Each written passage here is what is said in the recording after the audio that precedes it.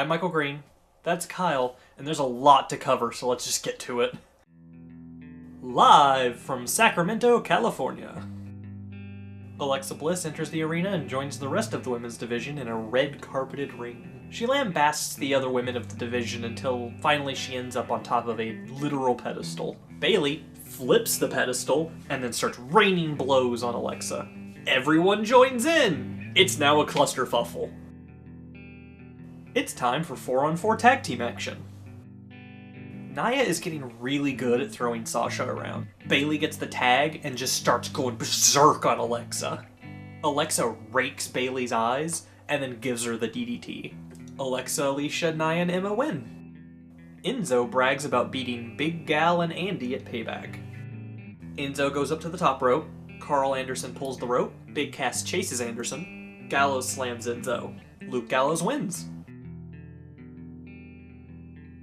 So Seth wants Brock Lesnar's Universal Championship. Finn Balor comes out and says that he wants the Universal Championship, and since he never lost it, he is the next in line. Finn and Seth fought in the inaugural Universal Championship match, and Finn won, but was injured during the match to where he had to vacate the title to go out and recover.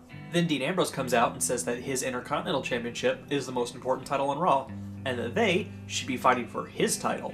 Dean also calls himself a fighting champion and goes out of his way to slag off Brock Lesnar for not defending his title here recently. Dean has some problems with Brock in and out of the ring. Now, The Miz interrupts. Cue The Miz calling Dean a failure of a champion and an embarrassment. He says he's the only man who deserves the Intercontinental Championship. Dean, Seth, and Finn all tell The Miz to shut up in unison. Dean declares an open challenge for the Intercontinental Championship. He then calls Kurt Angle and, over his cell phone from the ring, sets up a match for later. The winner of that match will be #1 contender for the IC Championship. Now that we have the issue of the Intercontinental Championship settled, maybe we can discuss the Universal Championship? Nope, next segment. 3-on-3 Cruiserweight Tag Action. Jack, Rich, and Akira win. Cesaro and Sheamus have matching jackets now. Cesaro and Sheamus come out and call out the fans for loving their shiny new toys, and call out the Hardys for stealing the Raw Tag Team titles from them at WrestleMania. The Hardys come out, delete, and then run to the ring. The Miz is giving an interview backstage. As he gets going, he turns away from the interviewer, as he usually does, and the camera pulls in on him. When it pulls back, it's Dean Ambrose has switched himself with the interviewer and starts asking The Miz questions to poke at him. So The Miz walks away, and Dean throws back to the announcers, but he names like announcers who haven't been there in over a decade. He does this later with Seth and Finn. With Seth, Dean starts referring to himself in the third person, so Seth does too, and they go back and forth, ending with Dean Ambrose mentioning that this time, he won't be caught off guard. Okay, so this is a reference to a team called The Shield, and I don't have time this episode to explain The Shield. Oh my god, we don't have time. In the third interview, Dean tells Finn to eat a donut. Apollo Crews wins, ostensibly because of the Titus brand. It's Raw General Manager Kurt Angle. So Kurt comes out to explain that Roman and Braun are injured after their match at Payback. Forgive me, Mr. Angle. I don't think we've had the pleasure of being introduced. I am Bray Wyatt, and I have freed myself from the ashes of my own making. There is darkness around us, and I have the cure. The cure is in me, in my voice. I don't know what you have planned, but this is my show. This may be your show, but this is my world. TJP attacks the leg. Austin Aries wins. TJP attacks the leg some more. Did Kurt Angle just reference the Golden Truth's win-loss record? I like what Goldust says here, that Kurt Angle's lit a fire under them, that he's inspired them to really prove themselves, and they want a chance at the Hardys Tag Team Championships. So, next week it looks like we're going to get a Tag Team Turmoil match for the #1 contenders. So much happens in this match, I just have to hit the highlights. Go watch it. The Miz immediately rolls out of the ring. The match really gets going in earnest, with The Miz getting kicked off the apron a whole bunch of times. Miz tries to use Maryse as a shield, but you can't block two sides with your wife. Miz pushes Seth off the top rope. Finn pushes the Miz into Seth's arm and then kicks Seth to where Seth ends up giving a DDT to the Miz. Seth goes for a big frog splash. Seth superplexes the Miz and then immediately gives him a second suplex. Then Samoa Joe attacks Seth out of nowhere. Finn drop kicks the Miz and goes to the top rope. What the hell? Now what? Where is he? Bray Wyatt attacks Finn Balor. Bray is gone, Samoa Joe is gone, Seth and Finn are laid out, and The Miz gets the pin. The Miz wins, and is the #1 contender for the Intercontinental Championship.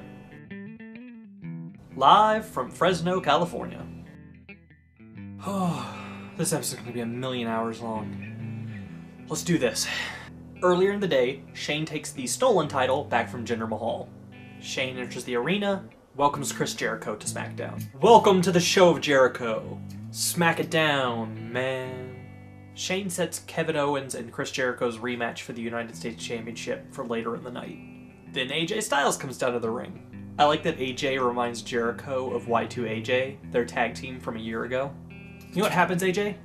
Do you know what happens when you think I can't beat Kevin Owens? Do you know what happens when you think I can't retain my United States Championship? Kevin Owens interrupts. Kevin Owens comes out, gets about halfway down the ramp, and starts ranting at the 3 men in the ring.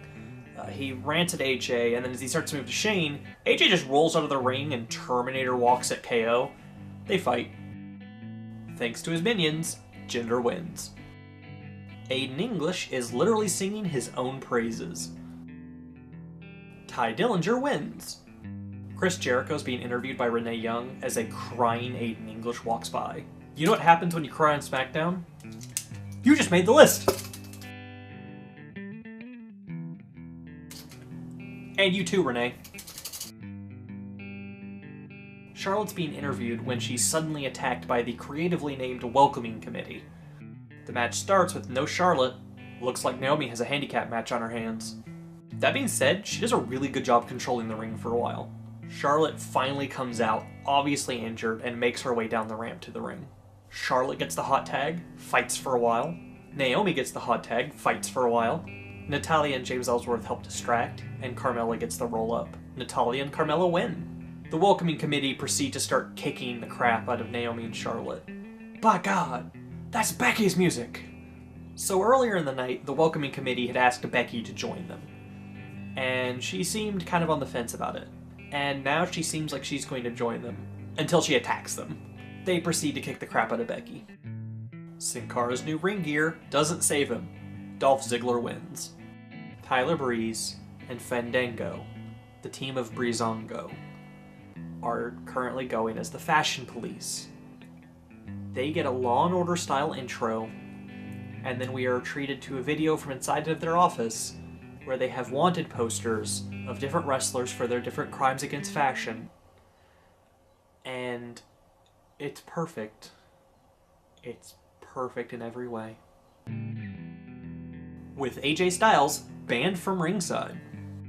Jericho starts working the hand again, but then ends up taking a nasty fall to the outside. Kevin gets to the rope twice to break the walls of Jericho. Kevin gives Chris a DDT on the concrete. Kevin delivers the pop-up powerbomb. Kevin Owens wins, and is your new United States Champion. As the paramedics are checking on Jericho, Kevin Owens attacks again. Kevin gives another pop-up powerbomb and yells, "You were never my friend." Kevin leaves and the paramedics start checking on Jericho again. Then Kevin Owens returns again, puts Chris Jericho's head inside of a chair, and slams it into the ring post. That's it, right? Kevin doesn't come back? Due to injuries sustained during the filming of this episode, the List of Jericho will be taking a hiatus.